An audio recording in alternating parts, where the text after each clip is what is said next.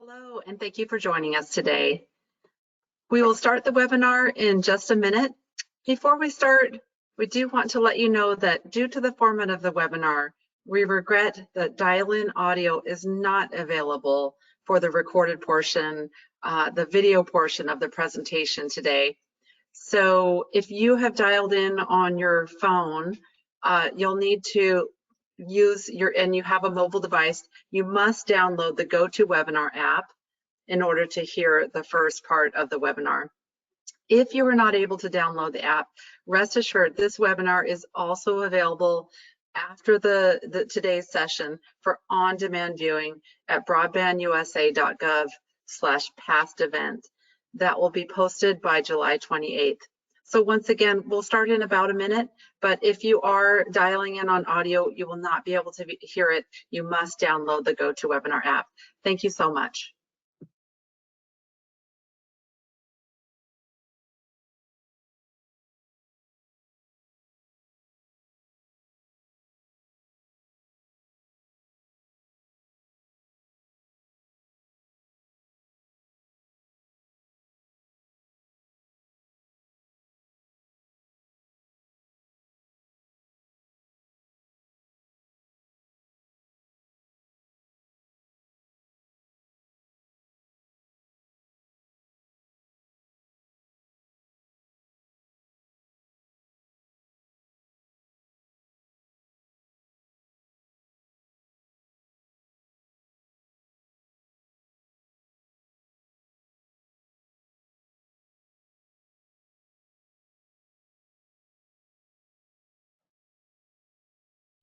Hi, and thank you for joining us today for Broadband USA's webinar. I am Sarah Blue with NTIA's Broadband USA program. As a reminder, this webinar is being recorded and will be posted to our Broadband USA program website. Today's webinar focuses on our Tribal Broadband Connectivity Program, and it is the third of a many-part series. Before we begin, I would like to review a few of the logistics for today's webinar. First, we will open up the webinar for questions after completion of the presentations. As you hear from each presenter, please use the question box on the right-hand side of your screen to submit your questions. Second, the presentation, along with a transcript and audio recording of today's session, will be available on our Broadband USA website within 7 days of this webinar. Go look on the Events/Past Events tab. And finally, please visit our Broadband USA website for information about our technical assistant program, including useful guides, products, publications, and other tools that can assist you with planning, funding, and implementing your broadband project. We provide updated information, including our monthly newsletter and other broadband news. Today, I have the pleasure of introducing to you two of our team members. Natalie Romanoff is a member of NTIA's Office of Public Safety Communications, serving as the Program Director for the SLIGP 2.0 grant program, and she is on detail to OTIA to support our new broadband grant programs. Natalie has more than 15 years of experience in grant and program management and a Master's of Public Administration degree from George Mason University. Please welcome Natalie. Vanessa Cresci is part of our Broadband USA team here at NTIA, and she's a broadband program specialist. She's also a citizen of the Navajo Nation, born and raised in Shiprock, New Mexico. She currently resides in Sacramento, California. Vanessa serves as one of NTIA's broadband program specialists, and she has more than 20 years of experience in public health management, a Master's of Social Work degree from Washington University in St. Louis, and a Master's of Public Administration's degree from the University of Southern California. Please welcome Vanessa. Today, our agenda is tackling a big lesson. How in the world do I apply for the program? In total, there are 7 federal forms which might come into play, depending if your project is for infrastructure or use and adoption or both. Additionally, There are another 7 programmatic forms which might be required, again, depending on your application. It is a complex process, but we've built this agenda today to provide you with a cheat sheet. Natalie will review a few salient points before sharing with you at a high level exactly which forms must be completed from the federal side and which forms on the programmatic side. She will also go into detail to help you determine which fields must be completed on the Form 424. Next, Vanessa will refer back to the required federal and programmatic forms, and she will share with you details and explain which form you need to complete. Following the reviews, we will go to a live Q&A. Please remember to use the question box on the right-hand side of the screen to submit your questions. And with that, I am very excited to let you hear from Natalie Romanoff. Thank you. Thanks, Sarah. Hi, everyone. I'm Natalie Romanoff, and I'm a Grants Management Specialist at NTIA. Today, I'm going to be walking you through the Tribal Broadband Connectivity Program application. The Tribal Broadband Connectivity Program is a $1 billion assistance program specifically for tribal governments, tribal colleges or universities, the Department of Hawaiian Homelands on behalf of the Native Hawaiian community, including Native Hawaiian education programs, tribal organizations, or Alaskan Native corporations. The purpose of the program is to provide funding for the deployment and adoption of broadband service on tribal land, as well as to promote the use of broadband to access remote learning, telework, or telehealth services. The application period is open now and will close September 1st, 2021. The NOFO, or the Notice of Funding Opportunity, is the official guidance to help you develop and submit your application for the Tribal Broadband Connectivity Program.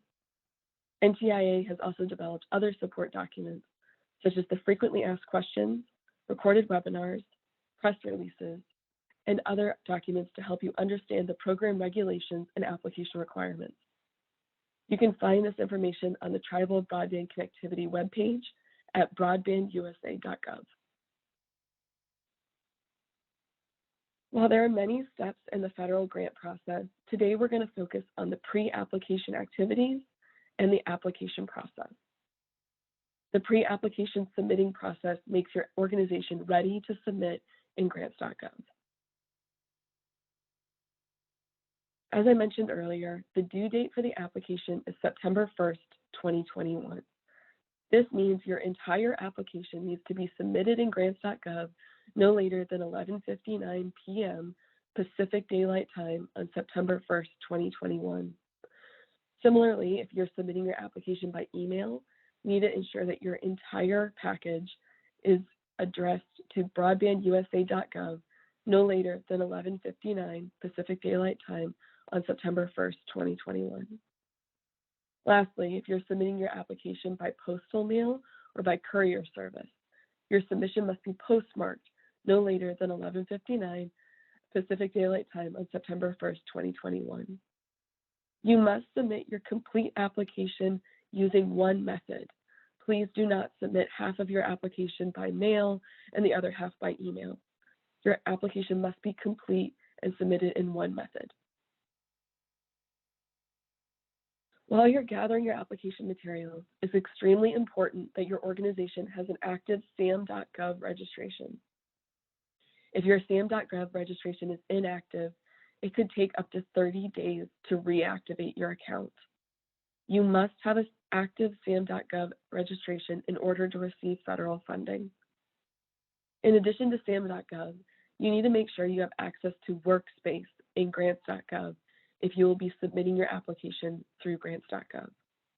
This will mean you need to have a username and password. It could take several days to rectify the grants.gov access issues, so please check to see if you can access the system for your organization as soon as possible.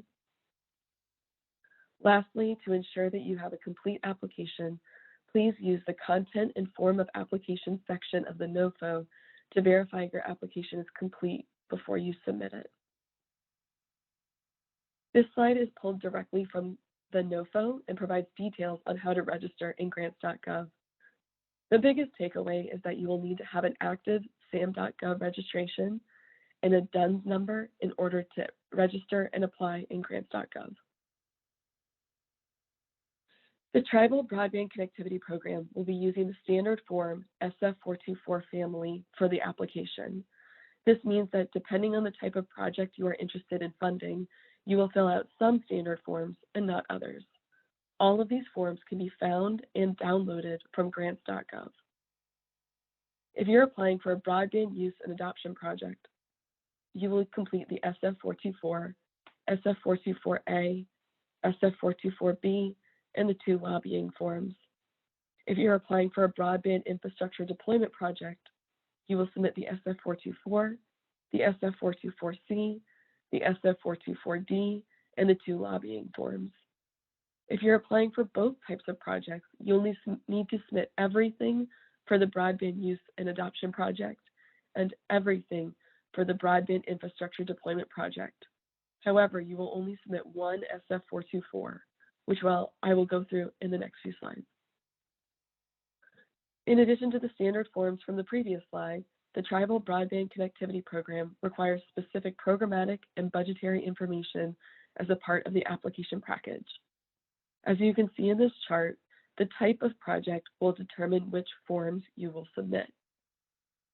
As with the standard forms, if you're applying for both types of projects, you will need to submit the documents for both types of projects in one application. The Broadband Infrastructure Deployment Project has several optional items you may submit as part of your application package. The Broadband Use and Adoption projects do not have these optional items, and we ask that you follow the guidance in the NOFO for what to include in your application submission. Now I'll do an overview of the application documents. As I mentioned before, the required forms, known as the standard forms, can be found in grants.gov. This is a screenshot for what you'll see in grants.gov. What's important to note is that you may not use all of the mandatory forms that you see here. For example, if you're applying only for a broadband use and adoption project, you will not use the SF424C or the SF424D that you see on this screen. The 3 ways that you can apply for the Tribal Broadband Connectivity Fund is you can apply for the Broadband Use and Adoption Project only, you can apply for a Broadband Infrastructure Deployment Project only, or you can apply for both types of projects in one application. No matter what type of funding you're interested in applying for, you will be submitting a single SF424 along with your CD 511 and your standard form LLL. The NOFO on page 15 details these 3 required forms and gives some information on how to complete them. The SF424 in grants.gov has highlighted sections. Not all of the yellow sections will be completed by you, so I will walk you through the form to help you understand what to complete. In sections 1 and 2, you will indicate your submission as an application and new. You will not complete numbers 3, 4, 5A, 5B, 6, or 7. The next section you will complete is section 8, applicant information. The legal name you enter into the SF424 must match your SAM.gov registration.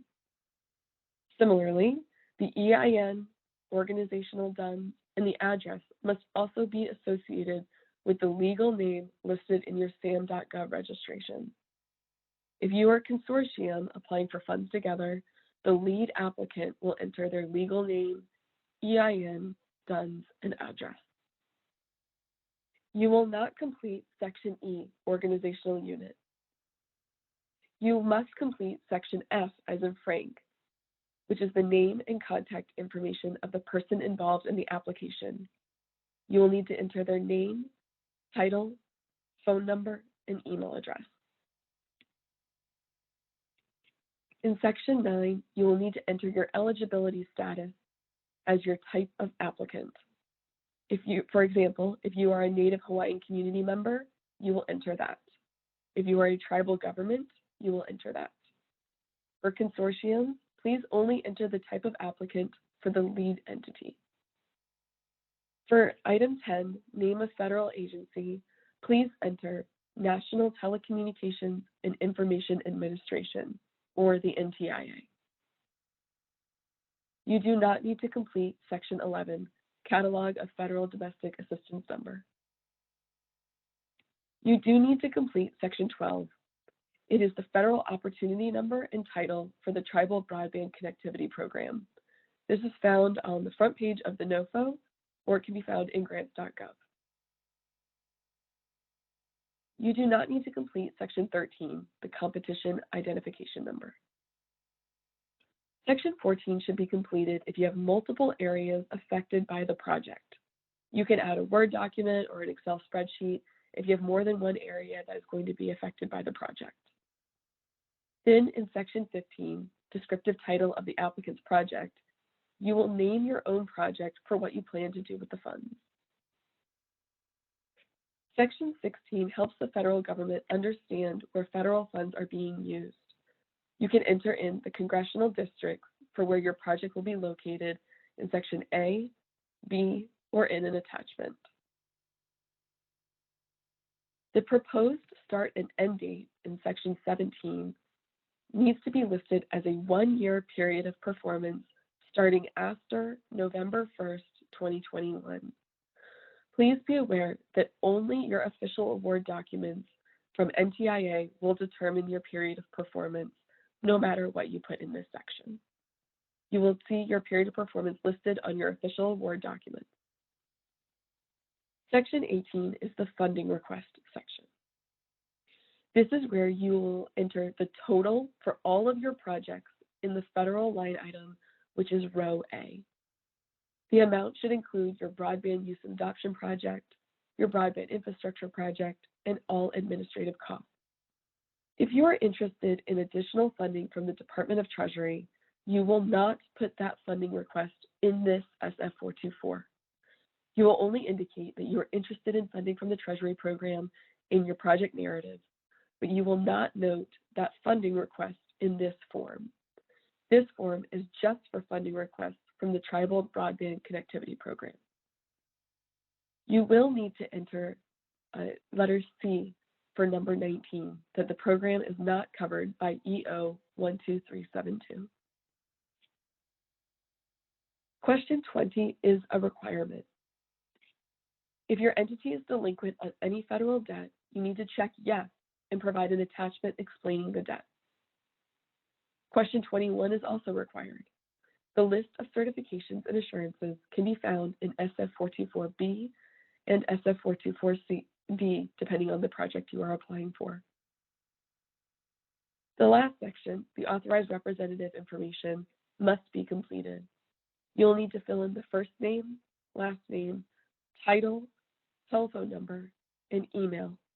The authorized representative will also need to sign and date this form. The authorized representative will be listed on the official award documents as the responsible party for the grant program. Now I'll turn the presentation over to Vanessa, who will walk you through the specific requirements for the two types of projects for the grant program. Thank you.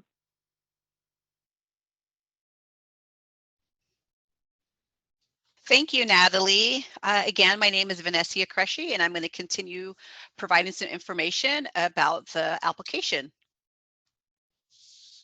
I will be reviewing the application requirements for broadband use and adoption projects.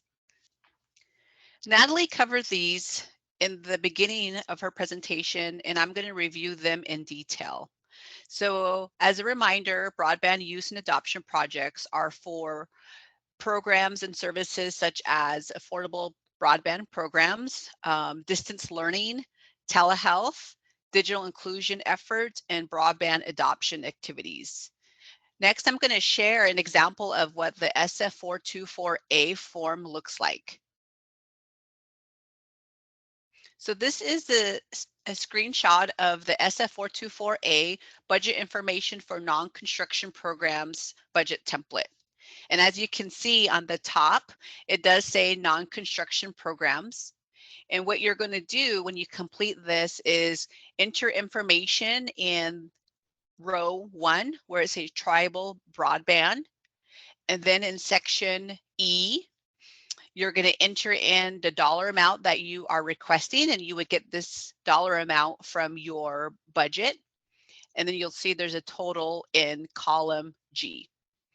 And then under 6, object class categories, these are all going to come from your budget line items in your detail budget. So you can see personnel, fringe benefits, etc. So those dollar amounts are going to be entered into column E under federal. And then there's going to be a total. So at the very bottom in row K, column G, you'll have a total amount of your budget that you're requesting for this project. And I just wanted to mention that the numbers used in this budget summary are just to be used as an example. So please use your budget to enter and complete this information. Now for the project narrative, so there are key items that you need to ensure that is included in your project narrative. And these are all listed out as well on pages 16 through 17 of the NOFO.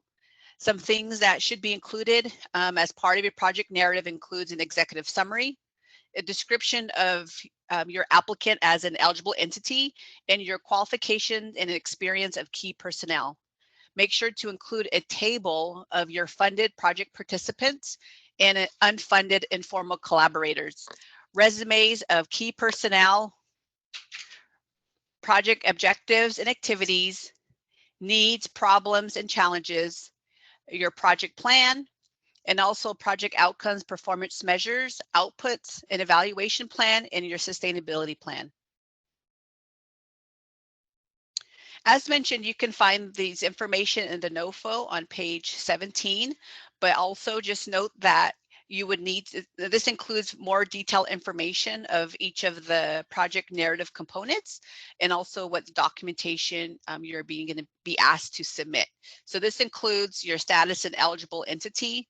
So documentation that demonstrates that you are one of the eligible entities. Also include your budget narrative and your detailed budget justification. So your detailed budget justification should be in the form of a spreadsheet, and your budget narrative should be in the form of a Word document. And you would also need to include information about your indirect cost rate if that applies to you. So in the NOFO, in section 905 C6 of the Act, it prohibits an eligible entity from using more than 2% of grant funds received under this funding opportunity for administrative purposes. There is a 2% limitation on administrative expenses, which includes the combined total of indirect and direct administrative costs. So your total amount, so take 2% of your total amount, and that is your cap for indirect cost rate. Next, I will review the application requirements for infrastructure deployment projects. Again, Natalie covered these in the beginning, but I'm going to provide some additional information. And broadband infrastructure deployment projects include the support for the establishment of carrier-neutral submarine cable landing stations. It also may include the construction of middle mile or last mile networks, as well as interconnection. And you may propose projects that deploy new broadband infrastructure, replace old infrastructure, or upgrade or extending your existing infrastructure.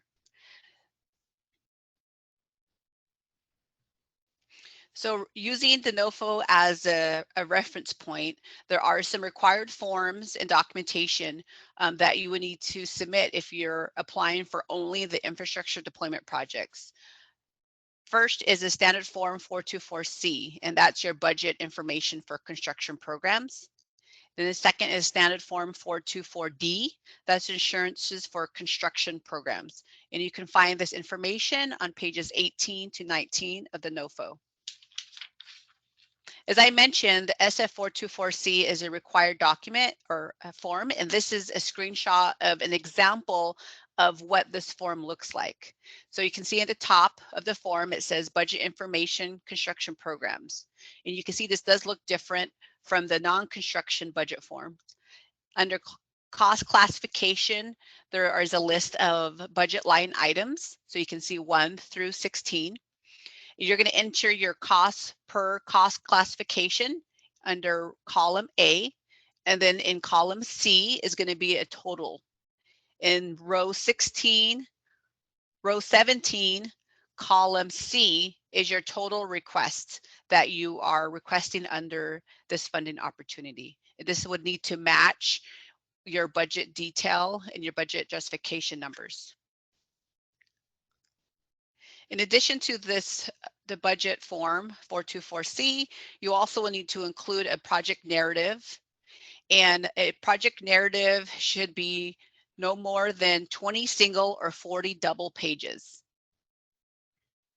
And your project narrative will include the following. They will include an executive summary, a description of you as an applicant as an eligible entity, your qualifications, experience of key personnel, include a table of funded project participants and unfunded informal collaborators. You would need to submit as an attachment resumes of key personnel. Your narrative should also include project objectives and activities, a description of the area to be served, meeting tribal lands definitions, and unserved households, businesses, or community anchor institutions. Also describe and provide information on the number of households in the proposed service area that is at or below 150% poverty line, and include an estimate of a total number of jobs and a workforce training plan. And this information can be found on pages 19 to 21 of the NOFO. In addition, your narrative should include a description of how the project will incorporate labor standards and workforce plans and practices, include a project plan with activities, timelines, and milestones, a plan for long-term network sustainability, and a description of your physical project area and its surroundings. And this can include photographs or other type of relevant applicable documentation. Some other required forms and documentation also include maps of your proposed service area, a tribal resolution, documentation that demonstrates your status as an eligible entity, and a certification of unserved areas. Well, while this is optional, this can be used in lieu of a non-tribal coverage speed data set, such as the FCC 477 carrier source data. So what the certification includes, it could be information, a statement on tribal letterhead, and any additional supporting documentation if you have that available, explaining how that determination of unserved was made. There are a couple of optional documents that you can also submit. One of these includes the Community Economic Development Strategy, a request for extension of award period. You can include this now as part of your application, or you can include that after. But that would need to be submitted within 90 days of award. And that is for only the broadband infrastructure deployment projects. For your budget narrative and detailed budget justification, your detailed budget justification should be in the form of a spreadsheet, and your budget narrative should be in the form of the Word document. And on page 22 of the NOFO, there is reference to indirect cost rate. And the Act prohibits an eligible entity from using more than 2% of grant funds for administrative expenses. There is a 2% limitation on administrative expenses, which includes the combined total of indirect and direct administrative costs charged to this award.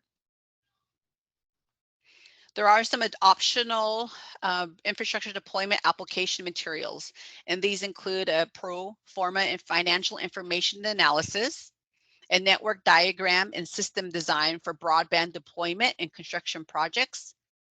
And also, if you're interested in receiving funding from the Treasury's Coronavirus Capital Projects funds, you can include a short statement in either your project narrative or as a separate attachment, giving permission for NTIA to share your application with Treasury.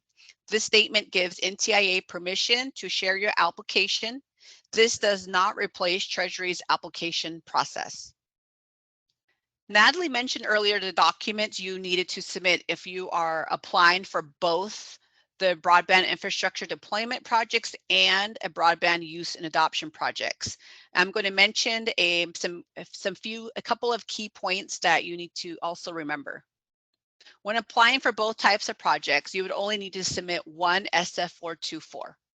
In field 18 of this form, it should show the funding request for both projects. So you put the total amount. So add both the projects together and enter that total amount in field number 18.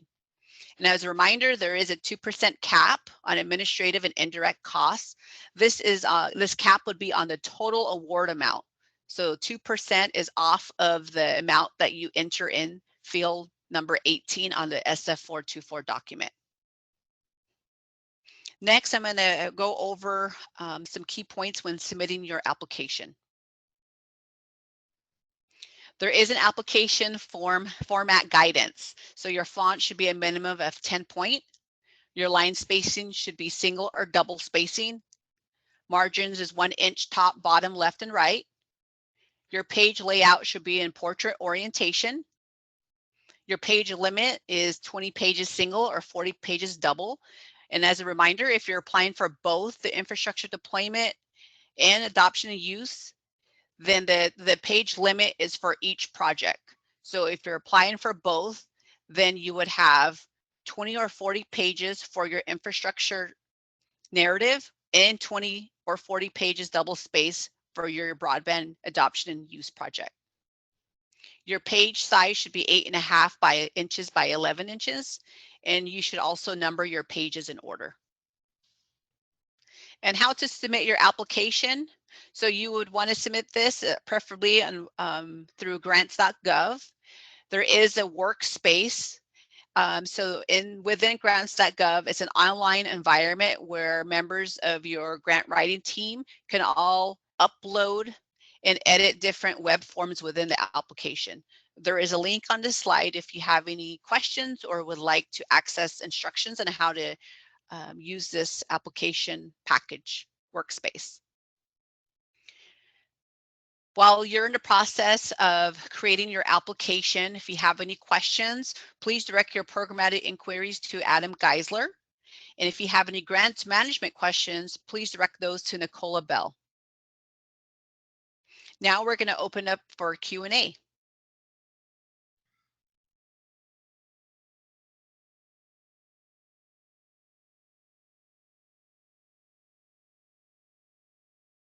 Thank you, Natalie, and thank you, Vanessa.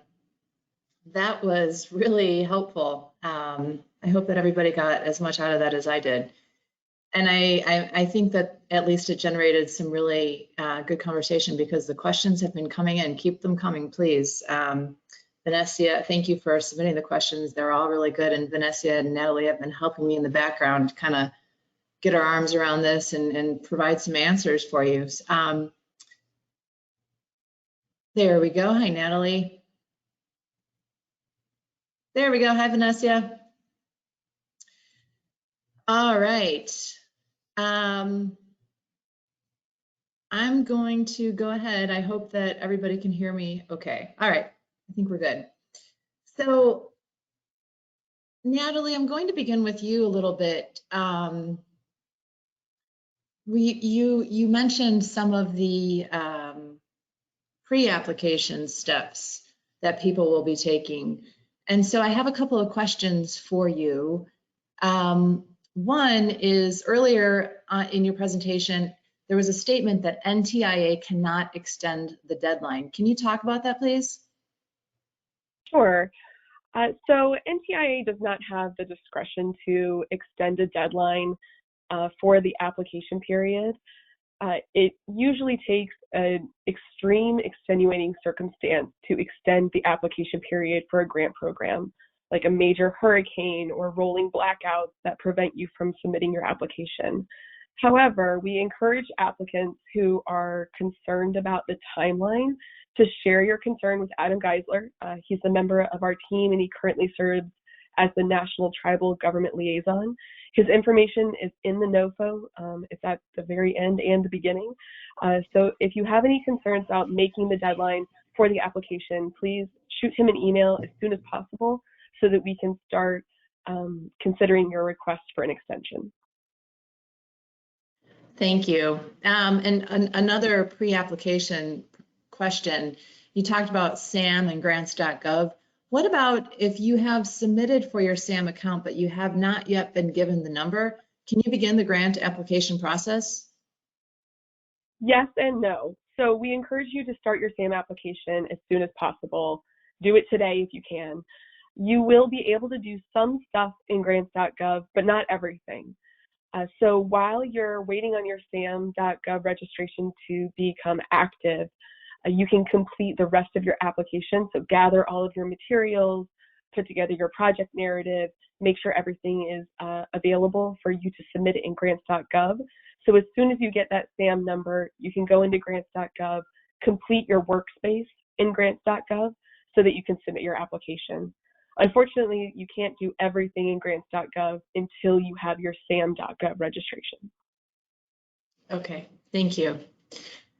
Vanessa, you talked about a lot of the forms and as well as some of the other materials that will accompany an application like the executive summary. So I'm going to ask you a few questions about both of those areas.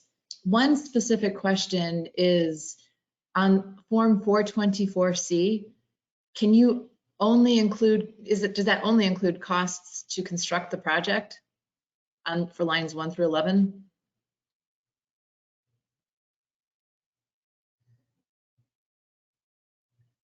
And we're not able to hear you right now.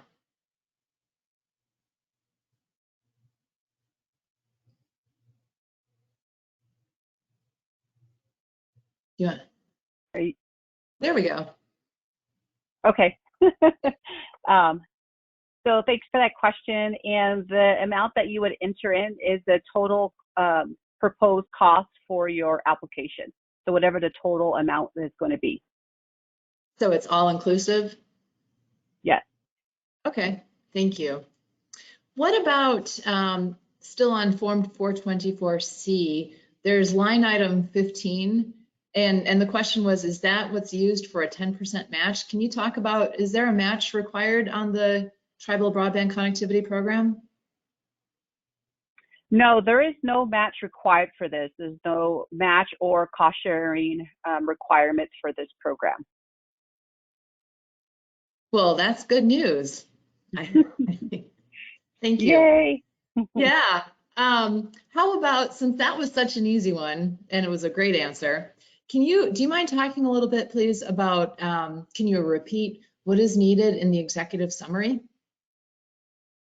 Yes, so typically an executive summary is just a high-level overview of your project, includes a brief description, your objectives, goals, participating parties, but it should be no more than 2 pages.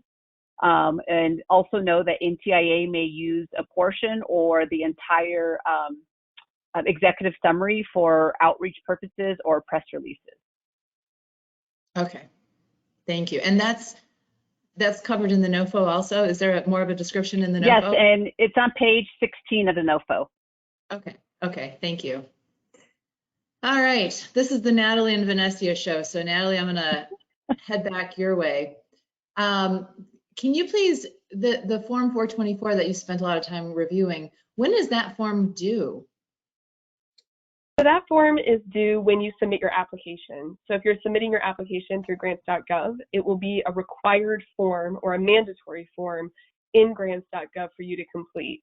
If you're going to be submitting your application through email or through carrier service or through regular mail, you'll need to print it off of grants.gov. If you Google SF424, you can find a million of them online. But you'll need to submit that with your full application when you are ready to submit it. Okay, so bottom line, no matter if you're sending your application in through the mail or email or grants.gov, you must have this 424 with your application. Yeah. Okay, thank you. How about still on that 424 form? The statement was made, we will only include a budget amount of $500,000 regardless of the actual amount of the project if it's more. Is that correct? No, you should submit the SF424 with the total of your project. each project is going to be different. If your project happens to equal $500,000, you can put that as your total project amount. But this form on the SF424, let's say you're applying for one project. You're only applying for a broadband infrastructure deployment project. The budget details spreadsheet, the budget narrative that Vanessa discussed, those numbers in those two budget documents will match this SF424. If you're applying for a broadband use and adoption project, the same thing. Your budget documents will match the SF424. If you're applying for both types of projects, you will add your broadband use and adoption project total to your broadband infrastructure deployment project total, and that's the number that you're going to put in the SF424. So the SF424 is just the summary of your application. Okay, thank you. I'm going to open this one up to both of you. Vanessa, I think that this is more up your alley, but I think that there's a lot that goes into this question about labor standards. So Natalie, if you want to chime in, please do. The question is, what is required with regard to labor standards? How much detail is needed on this, and the description of how much description of support do you need in the project narrative?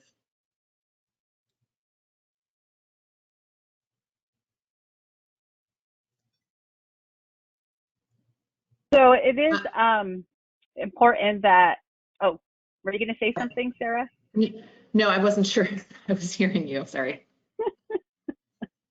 Okay, so it is important that necessary investments in broadband infrastructure be carried out in ways that produce high quality infrastructure, avert disruptive and costly delays, and promote efficiency. So we understand that the importance of promoting workforce development and encourage recipients and applicants to ensure that their projects use strong labor standards that are consistent with tribal government law, including any labor agreements and community benefit agreements, which offer wages at or above prevailing rates and include local hire provisions, not only to promote effective and efficient delivery of high quality infrastructure projects, but also to support the economic recovery. Okay, thank you. Natalie, do you want to add anything, or? No, just that if you do receive an award, there will be some rules and regulations from 2 CFR 200 that you will need to follow in terms of any kind of wage or labor standards. So that will be in your award package when you receive an award. Okay, thank you. Vanessa, here's another question that's more to the program. The question is, are there any non-federally recognized tribes who are eligible for this grant program? So eligible entities include tribal governments, federally recognized tribal governments. And the definition of a tribal government is defined as the governing body of an Indian or Alaska Native tribe, band, nation, pueblo, village, community, component band, or component reservation, individually recognized, including parenthetically, in the list which was published, which we call the List Act. It's a federally recognized Indian Tribe List Act of 1994. Eligible entities also include tribal colleges and universities, the Department of Hawaiian Homeland on behalf of the Native Hawaiian community, tribal organizations, and Alaska Native corporations. And you can find a definition of this on page 8 of the NOFO. And you can see the definition of the definition of a tribal government. Okay, thank you. And I know that it's confusing for our audience because we have 3 grant programs going on right now, and we have webinars all the time. and so today we're talking about the Tribal Broadband Connectivity Program. Last week we talked about the Broadband Infrastructure Program, and we called everybody's attention to today's webinar in particular because this 424 form is very useful. But there are a few people in the audience today who've been asking questions about the Broadband Infrastructure Program and if counties, for example, can be the lead applicant. So I think what you're saying, Vanessa, is that a county cannot be a lead applicant for the Tribal Broadband Connectivity Program. Is that correct? No, only those that are listed as eligible entities, and the NOFO is very clear on what those eligible entities are. Okay. Okay. Thank you very much. I appreciate that. Well, let's talk a little bit more about the entities and maybe Natalie, can you talk a little bit, please, about what qualifies as a tribal organization? Sure. So a tribal organization is defined in 25 U.S. Code 5304. I know you have that up.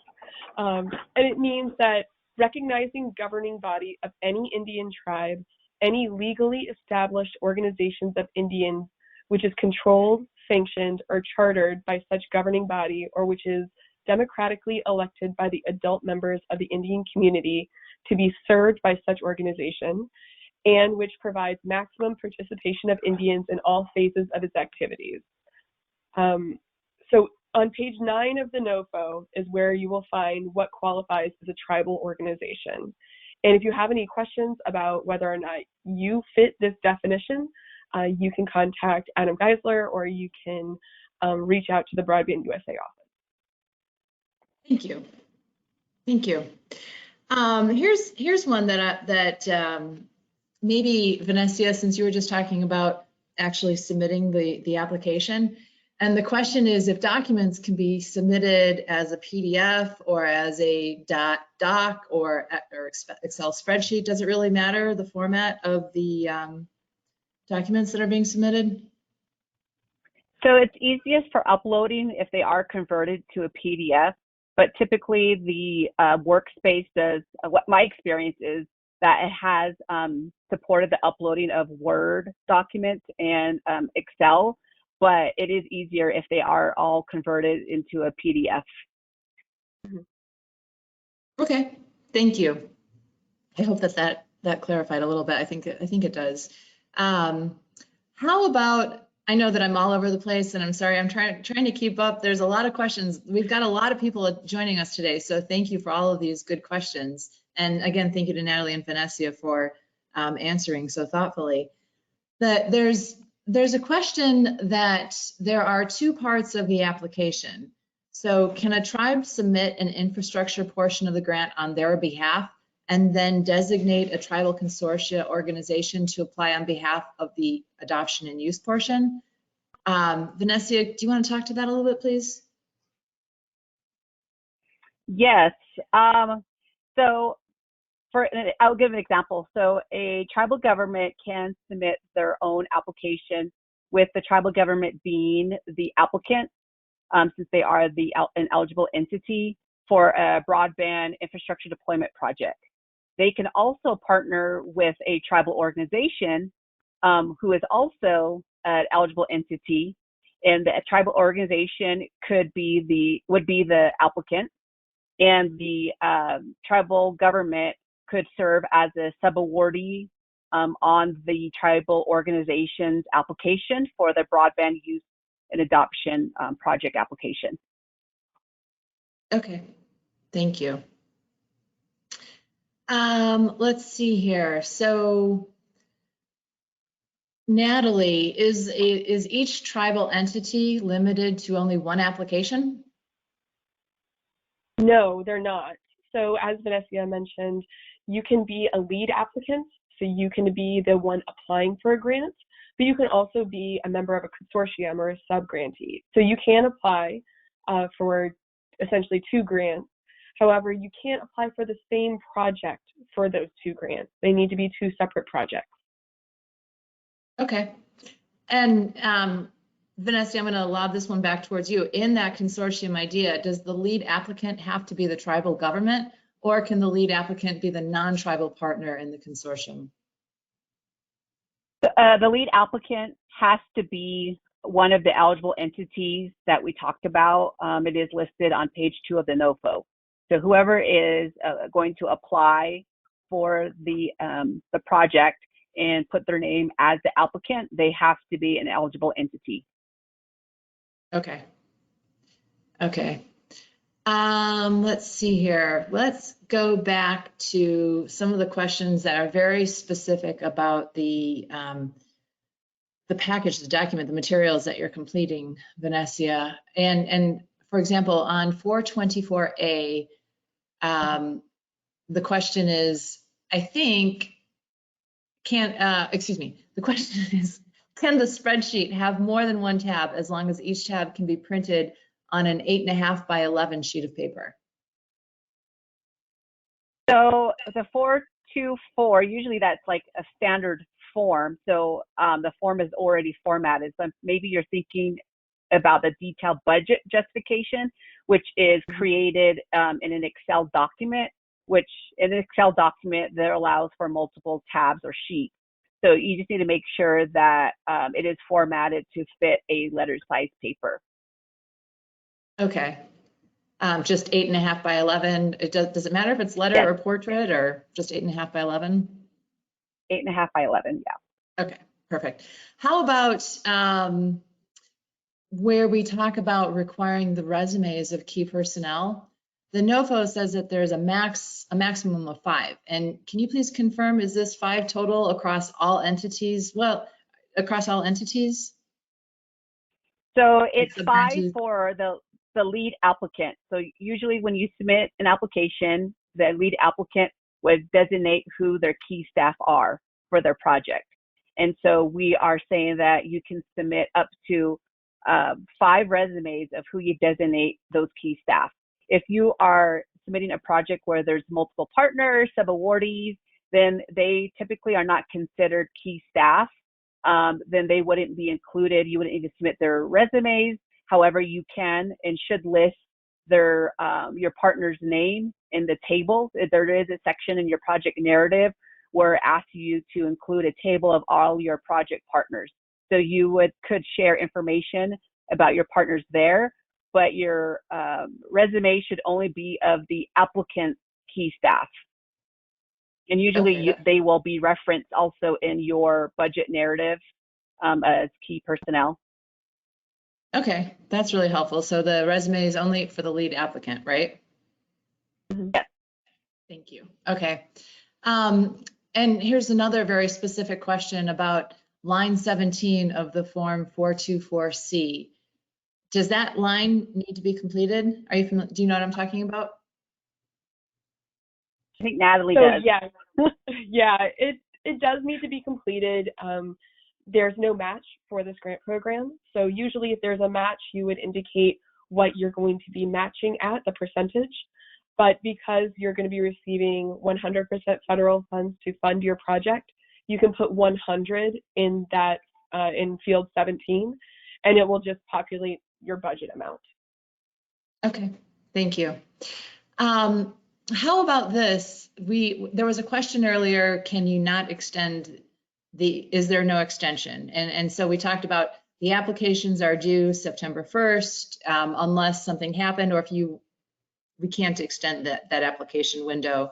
However, what's the period of performance for the grant? Can you talk a little bit, either Natalie or Vanessa, what the period of performance is, and if there's any possibility of extending beyond that?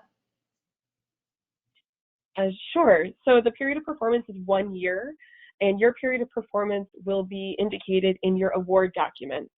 So in the SF424, I mentioned that there's a start period and an end period field that you would complete. Those are your period of performance. I'm sorry. The period of performance will be in your CD450. It's the form that says you got the grant.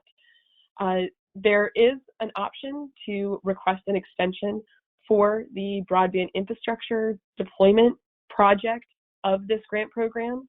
Unfortunately, the broadband use and adoption project will be just 1 year period of performance. But Vanessa, do you want to explain how you can request the extension for that project? Yes, so you can request an extension as part of the application, or you can actually wait till after you receive your award, and you would have up to, I think it's 90 days to request an extension. Okay, thank you. And those were just a couple of the questions that came in the first 30 minutes of our meeting today. So now I'm going to go live to some of these questions. So please, I appreciate your patience as I go through and try to get as many of these as we can. And they're not in any particular order. So I'm going to ask Natalie and and Vanessa to chime in, but when you think that you can. But there was a question when we were talking earlier about labor standards. There was a question if Davis-Bacon compliance would be required. Can one of you talk about that a little bit?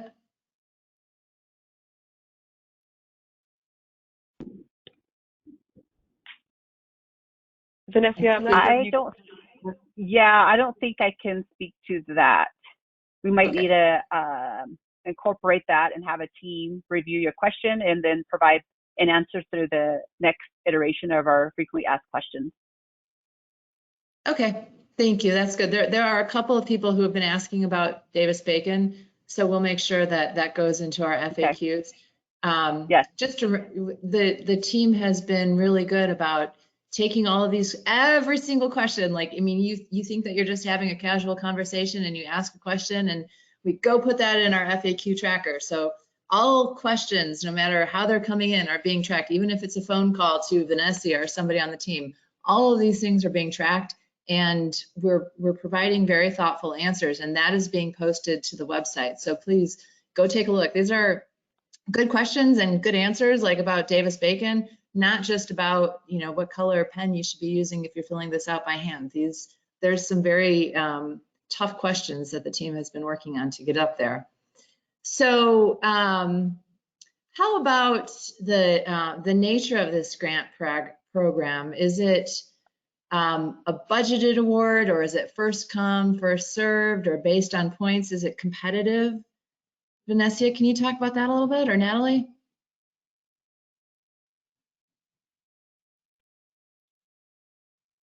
So I can go ahead and go ahead, Natalie. I think there's a little delay on my end. Okay, so I saw my screen freezing. So the grant was in statute, and it's funded for the benefit of tribal communities. It's not necessarily like if you apply for the $500,000, you're just going to receive the $500,000. It is a needs-based, so you need to document and justify your need for this funding and the amount that you are requesting.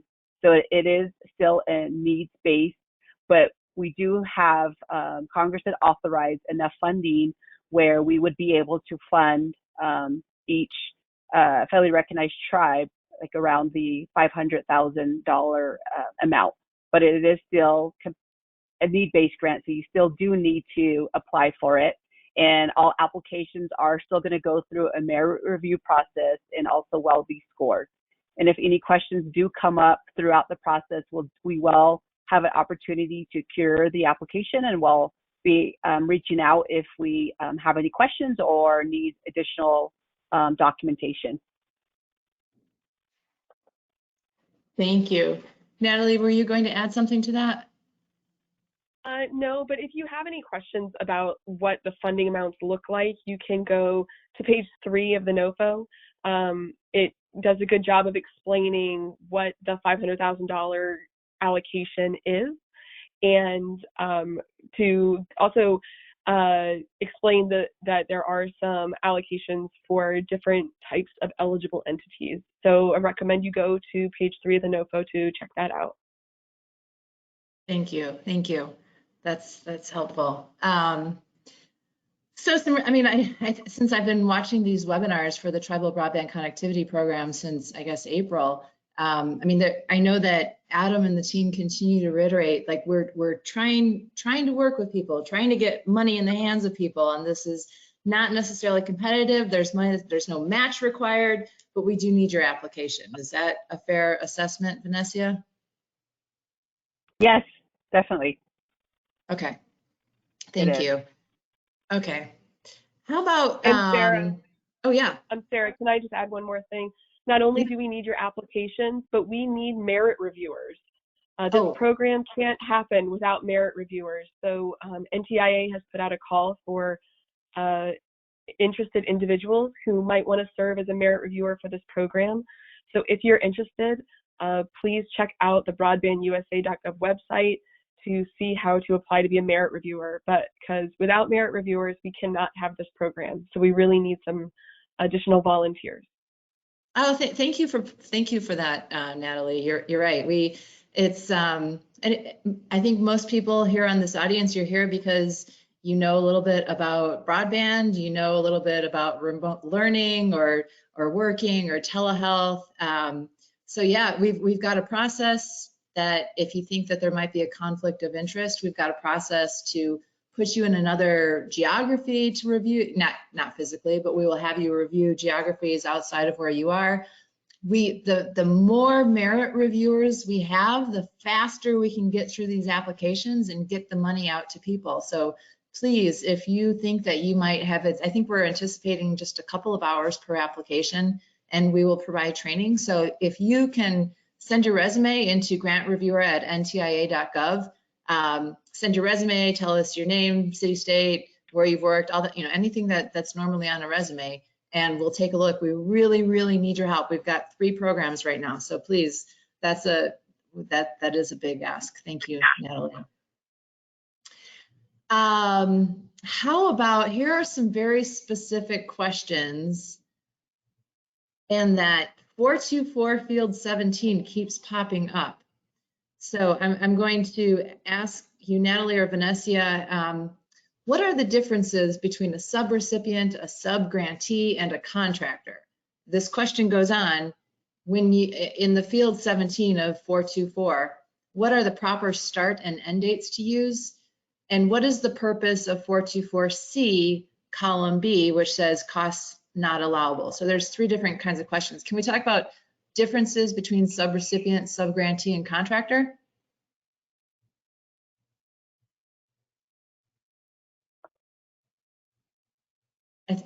I think there must be. Is Natalie there?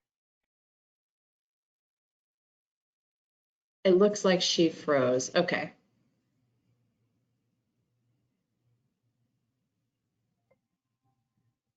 Do you, Vanessa, can you talk a little bit about the proper start and end dates to use on the 424 field 17?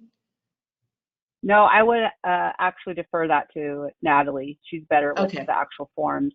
But for the subawardee, subcontractor, I know there's a lot of different terms.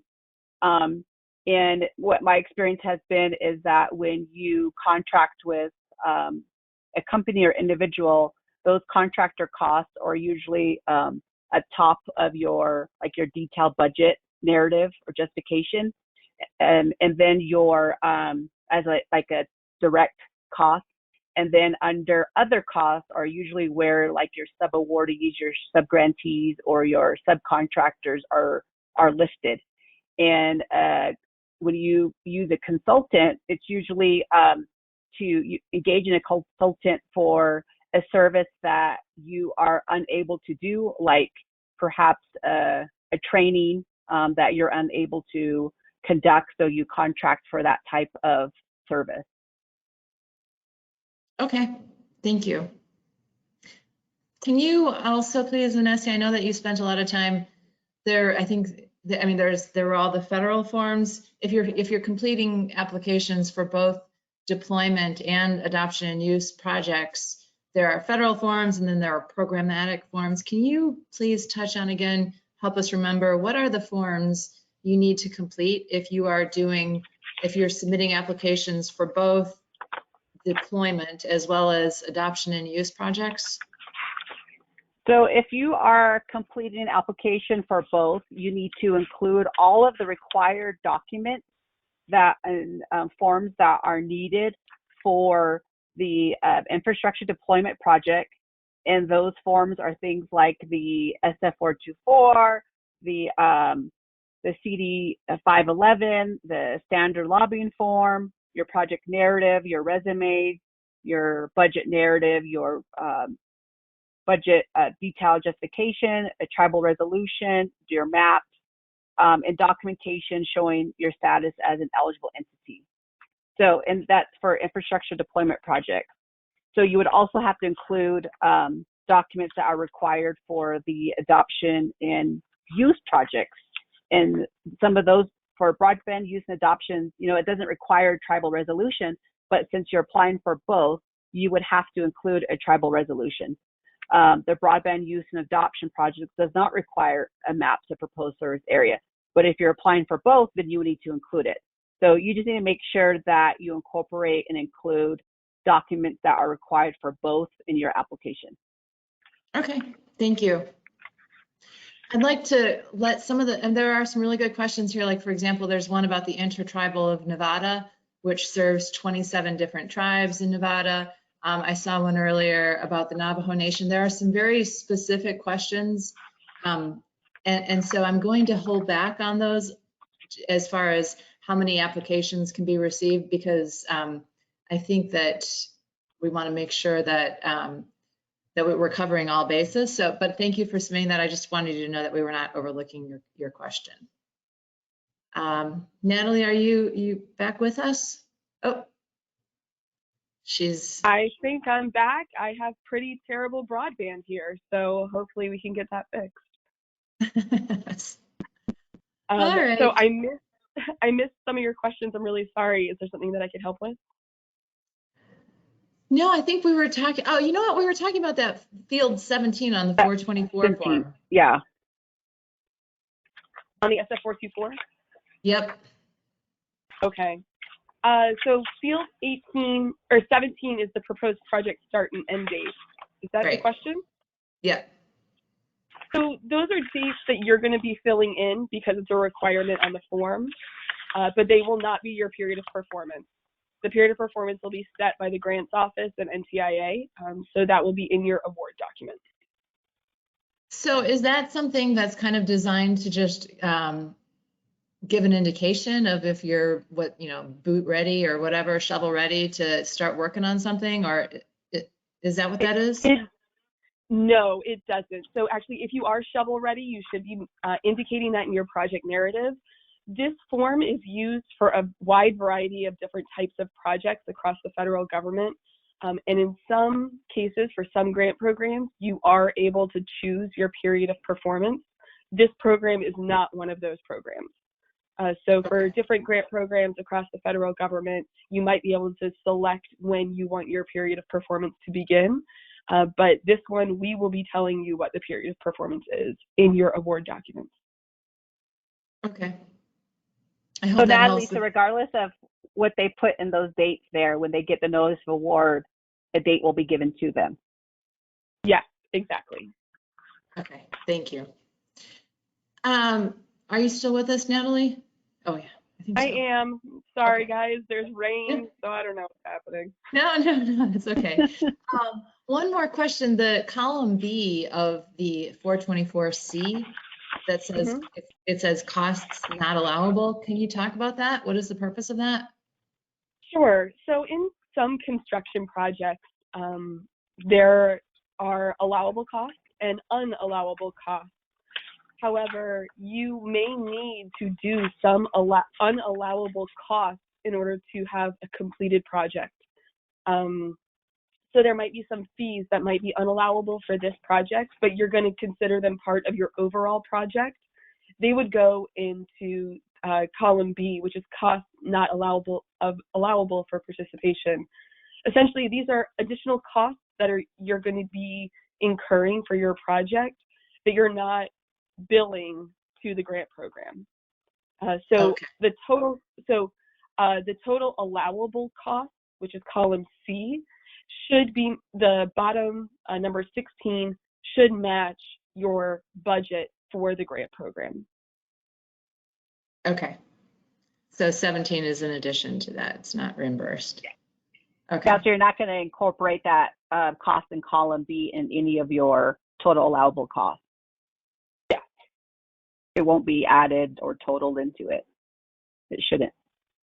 It shouldn't be, no. Okay.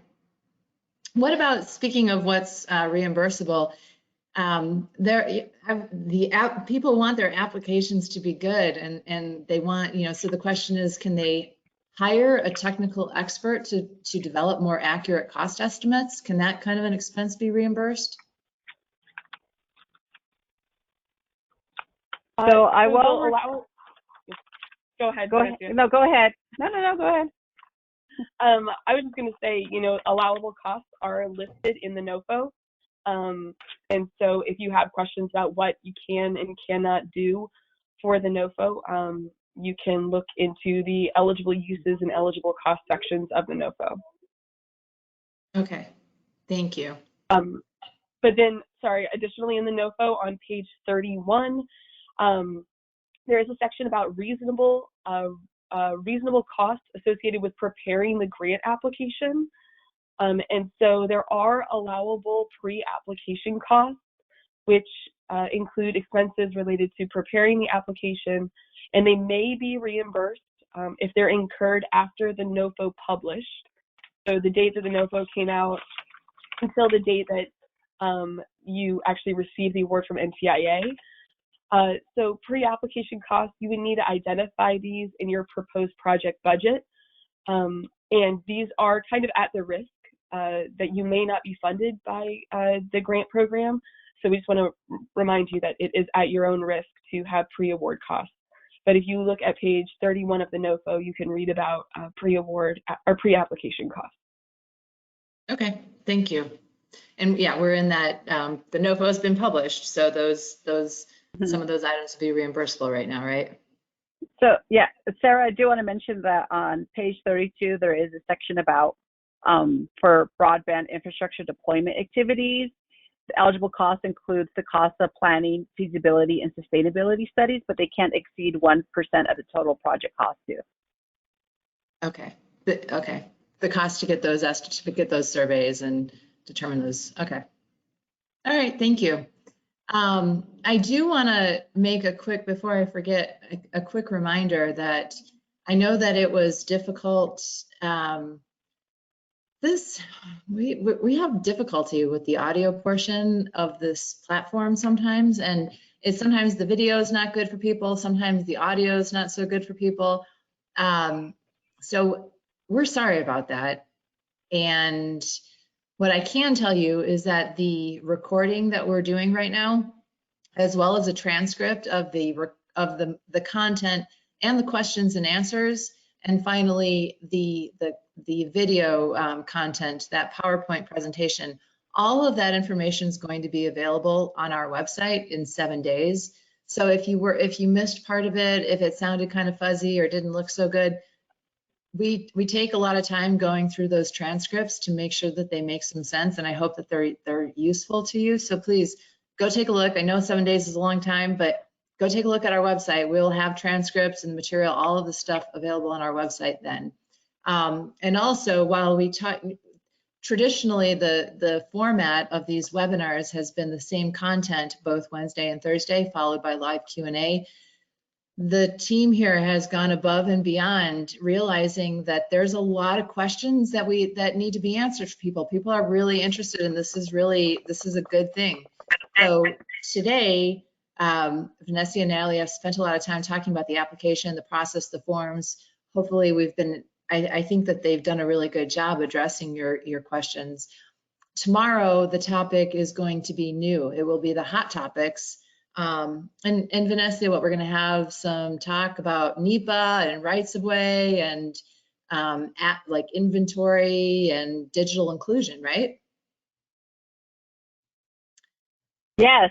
So my colleagues will be talking about all those, and those are all great topics. And I know a lot of questions have been coming through to the Tribal Broadband team related to those topics. So please do join us. Yes. So you're going to have a lot of content about the Tribal Broadband Connectivity Program this week. In 7 days, you'll see the transcripts for this about all of the forms, and then 7 days, you're going to see transcripts for all of the new content that we discussed tomorrow. So please join us. How about here? Let's see.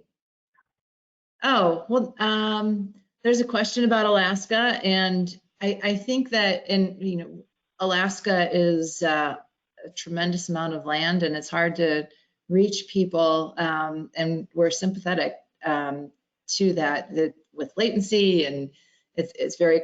I think somebody once asked us on one of these webinars, it would cost more than what this whole program is worth to bring fiber to every Alaskan, and I believe it.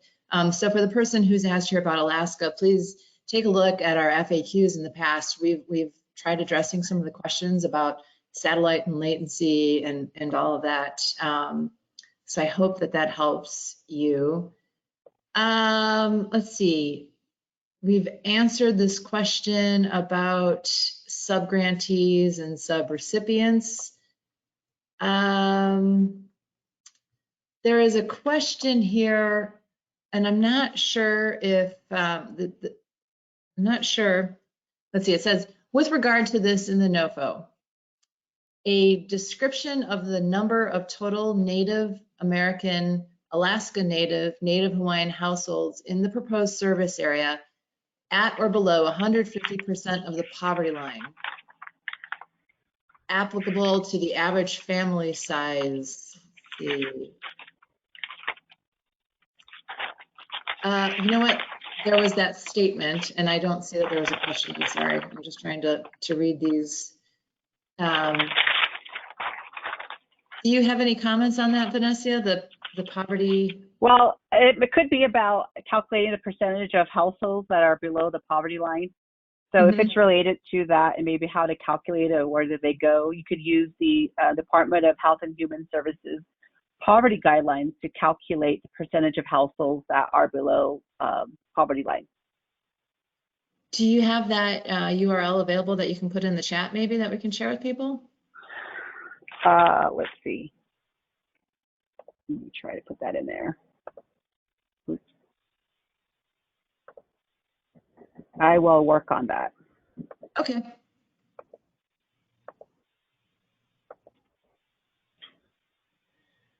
Let's see. Thank you. If not, we can make that a note to put in the FAQs. Right. Okay. Let's see.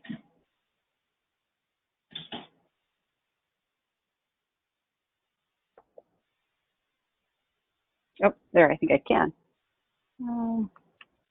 Thank you. I'm typing it in. Okay. You can continue on while I type it. Okay.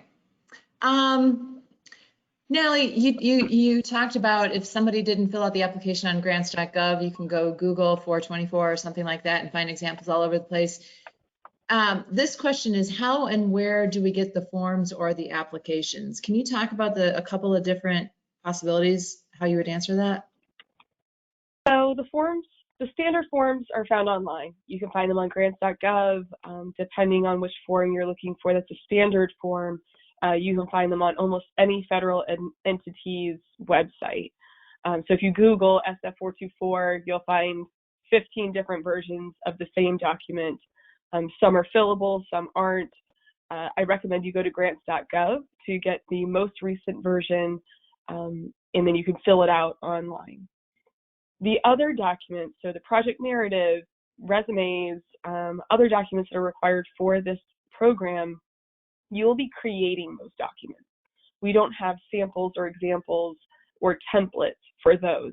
You need to follow the guidelines listed in the NOFO so that you can complete those required documents accurately and to meet all the different pieces needed that are listed in the NOFO.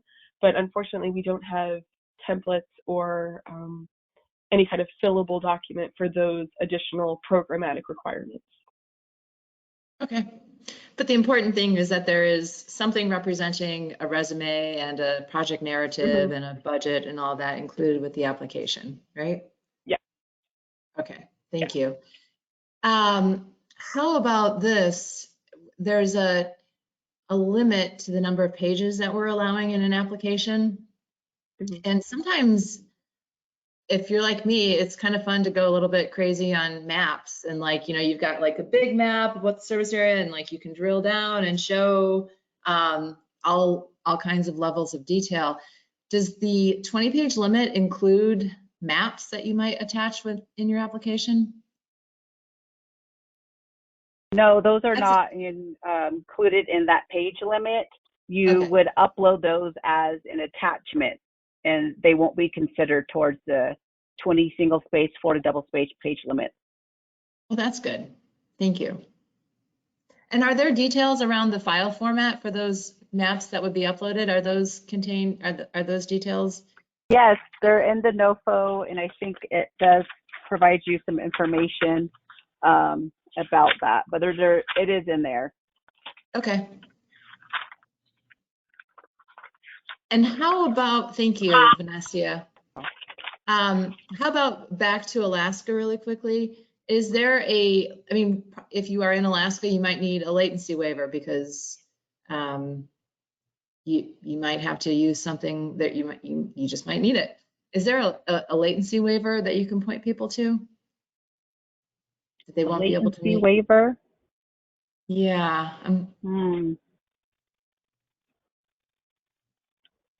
Does anyone else, Natalie, do you know the answer on that?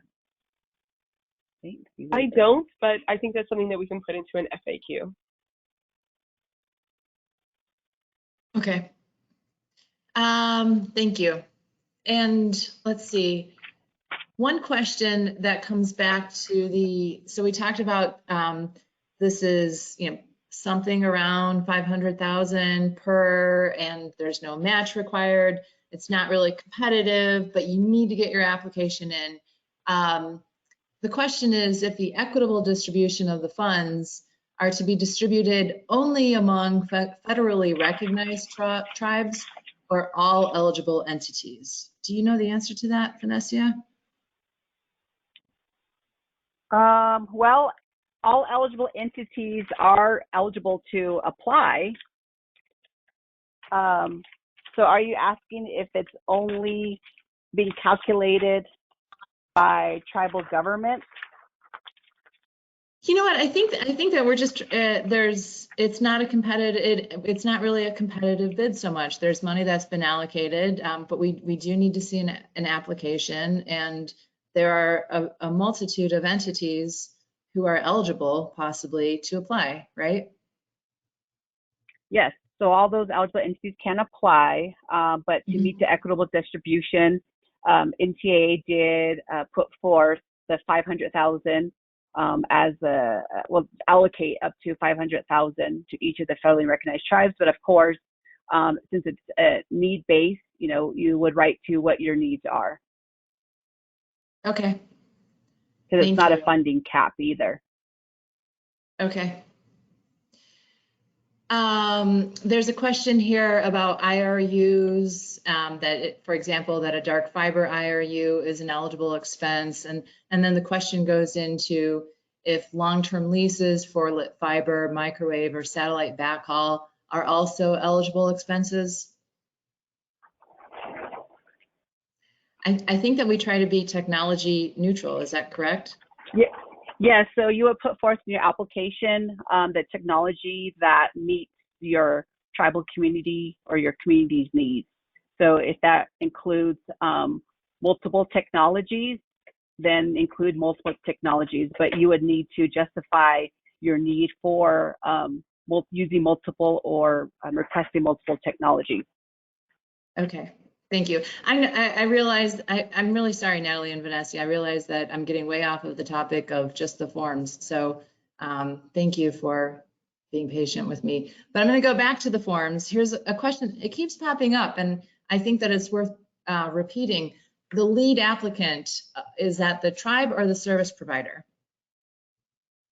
So the lead applicant has to be one of the eligible entities. So that is federally recognized tribe, tribal colleges, university, the Department of Hawaiian Homelands, and on behalf of the Native Hawaiian community, Alaska Native Corporation. So it has to be one of the eligible entities that's outlined in the Act and outlined in the NOFO. Okay, thank you. Here's a question. If use and adoption activities or expenses should be included in the Capex portion of the financial pro forma. I think that normally when I think of use and adoption, I think of more operating expenses, and but I guess if there were capital projects that for the use and adoption, would that go in the pro forma? I don't know. Okay. We'll have to get back to you on that one. Okay. Okay, that's a good question. Thank you. Let's see. And I'm going to take one. Oh, well, I'll repeat this one. It looks like the person has left, but I think that it's worth repeating. The question was, can we ask for an extension of the application? And we cannot grant extensions of the application window. Vanessa, do you want to add anything to that? So yes, at this time, we can't extend the deadline for the application to be submitted. However, we encourage you to send an email request to Adam Geisler about that. But as of today, we're not able to extend any application deadline. Okay, thank you. And there's one more question that I see here that I'm going to ask. We're running out of time here. And I'm going to point this person back to the FAQs, because the question is, if the broadband adoption portion if it's part of the deployment project that's going to take more than a year, what does that person do? Because you can get extensions for the project for deployment and construction, but not for adoption and use. And so for that, we have addressed that question a couple of times in the FAQs. Like if your adoption and use is contingent on this construction, what do you do? But apart from looking at the FAQs, Natalie, I know that you talked about this a little bit earlier. Do you want to add a little bit? You know, you can request the extension for the broadband deployment, but I think it would have to be on a case-by-case basis for the broadband use. Okay. Maybe we'll work with people that if there's adoption and use that's contingent on the deployment and construction. I just keep thinking. I would also say to look at your work plan and what can you reasonably complete in a year and incorporate those activities in your application. So I understand that you may have larger long-term plans, but when you look at your overall plan, what can you realistically do in a one-year time frame and incorporate those activities? Thank you, Vanessa. All right, I hope that this was as helpful for everybody here as it was for me. I know I learned a lot today about the filling out an application. It's confusing, and there's a lot of information that needs to be provided. And so your questions are great. I'm sure if you have the question, there were probably at least 10 other people who had the same questions. So thank you for taking the time to join us and put your questions up there. I am going to ask if we can quickly show the screen back. We do have a slide with contact information for the team here. Here you go. So Margaret will be back on to moderate in August. Crystal and Gabe and Nicholas will be talking to you tomorrow about the hot topics. We've got Vanessa, who's here today, and Adam. Who knows where Adam is? Just kidding. Adam is out doing all kinds of outreach and trying to answer people's questions as fast as he can. So here's contact information. Take a screenshot or wait till we've got next week when all this information will be in your hands. And then on this next slide, we have a list of the upcoming webinars. If we can please move to the next slide. Can I? 1 minute. Sorry, Sarah. That's okay. I can't say 1 minute.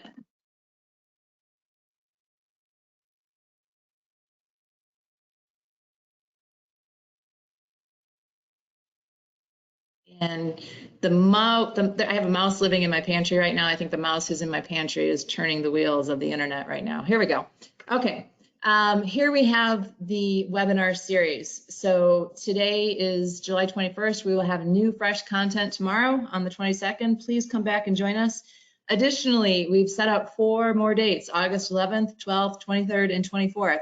And the team is going to be here. The full Tribal Broadband Connectivity Program team is going to be here answering your questions. So tomorrow will be hot topics. Again, Vanessa, it's digital inclusion and inventory and NEPA and rights of way, right? And So ask lots of tough questions to that team tomorrow. And come back and join us in August, where we're going to have the full team here to answer your questions. Additionally, if you're interested, the Broadband Infrastructure Program will be meeting again August 4th and 5th, right before our applications are due. And we've got the Connecting Minority Communities Pilot Program, who's got a bunch of webinars coming up. All of these webinars begin at 2:30 Eastern. We have been having problems from day one with the audio and not being able to hear the recording. We always have the transcript, the video, and the presentation itself available on our website. If you go to Broadband USA, go look at the events, past events. And here's our Broadband USA, ntia.doc.gov. Here's an email, and here's a quick phone number. So please reach out. Thank you very much for joining us today. And please come back and join us tomorrow. Bye. Thank you. Have a good day, everyone.